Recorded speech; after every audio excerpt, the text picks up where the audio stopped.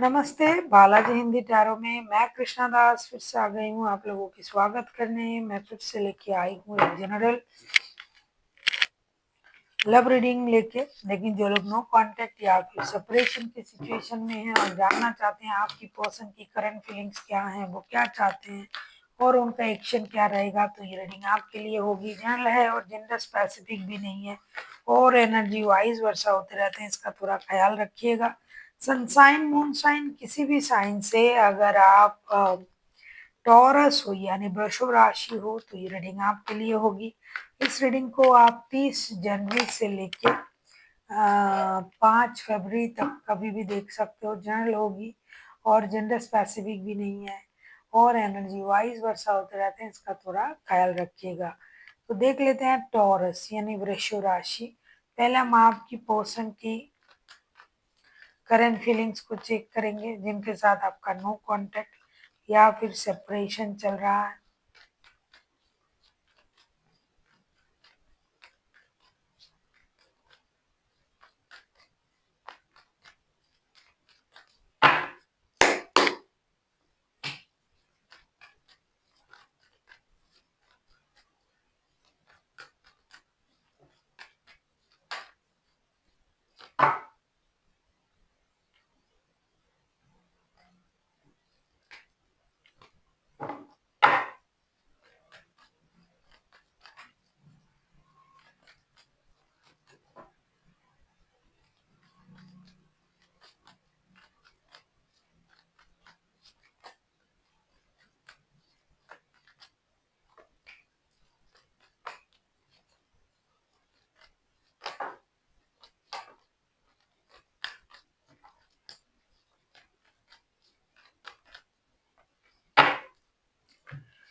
आपके पर्सन की current feelings the magician, 5 of wands and the hermit के card आए हैं। टॉरस, आपके पर्सन जो है ये पूरी तरीके से मानसिक रूप से उलझे हुए हैं।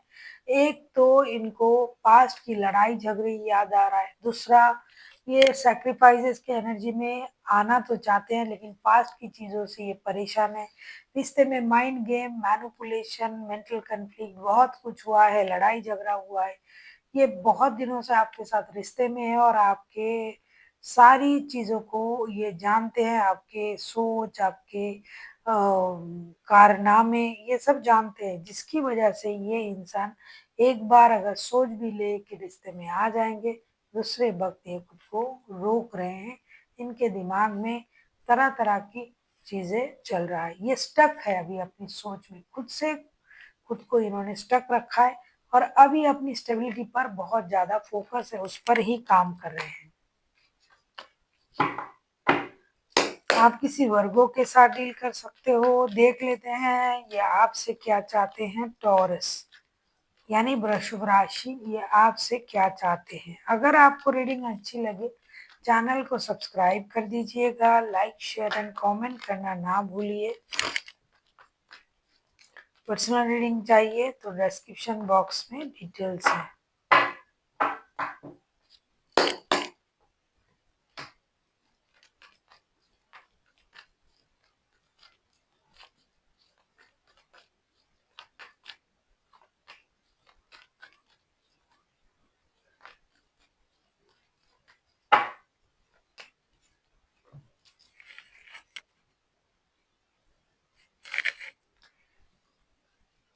The Chariot, Page of Wands and night of wands. आपसे आपकी पर्सन यही उम्मीद कर रहे हैं कि आप रिश्ते की सही गलत अच्छे बुरे हर सिचुएशन को दोबारा सोचे, एक ब्रांड न्यू स्टार्ट करने के बारे में सोचे, रिश्ते में स्टेबिलिटी लाए, बार बार लड़ाई झगड़ा ना करे, दोस्ती से रिश्ते को आगे बढ़ाए।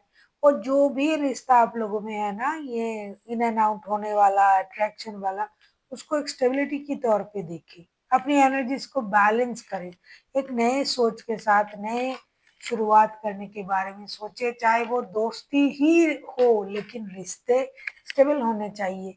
आप हमेशा रिश्ते में आते जाते रहते हो, रिश्ते की सिचुएशन को समझते नहीं हो, आप रिश्ते को मौका नहीं देते हो अच्छे तरीके से, तो आपको रिश्ते बैलेंस करने के लिए रिश्ते को एक मौका देना पड़ेगा और रिश्ते की हर सिचुएशन को दोबारा से सोचना पड़ेगा।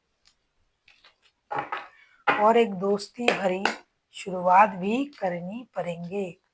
देख लेते हैं आपके पर्सन अगर खुद एक्शन लेते हैं तो आपके पर्सन की क्या एक्शन रहेगी। आप किसी कैंसेरियन किसी वर्गों के साथ डील कर सकते हो। अगर आपको रीडिंग अच्छी लगे चैनल को सब्सक्राइब कर दीजिएगा, लाइक शेयर एंड कमेंट करना ना भूलिएगा। पर्सनल रीडिंग की ज़रूरत हो तो डिस्क्रिप्शन बॉक्स में डिटेल्स हैं। देख लेते हैं आपके पर्सन की एक्शन। अगर ये कोई एक्शन लेते हैं तो इनका एक्शन क्या रहेगा।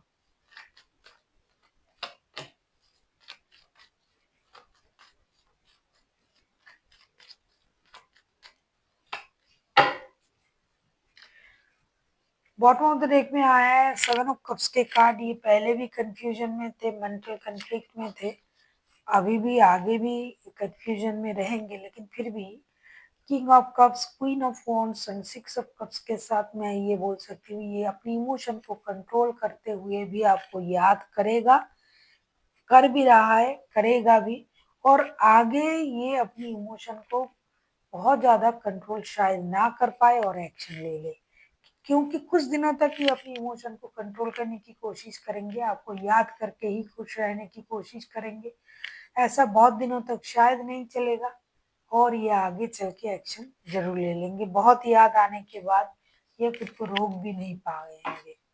देख लेते हैं आपके लिए गाइडेंस क्या आ रहा है टॉरस।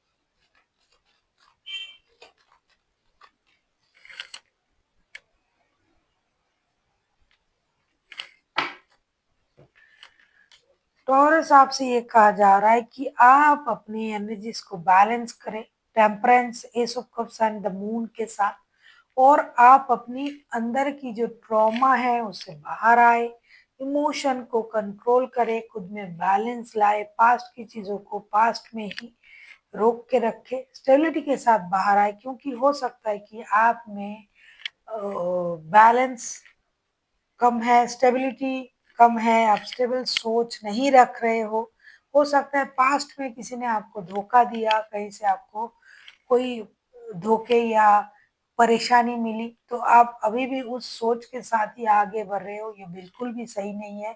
आपको सही सोच के साथ आगे बढ़ना है, अपनी इमोशन को कंट्रोल करके आगे बढ़ना पड़ेगा। So thank you for watching and फिर मिलते हैं एक नए वीडियो के साथ। तब तक के लिए स्वस्थ रहिए, मस्त रहिए और वीडियो देखते रहिए।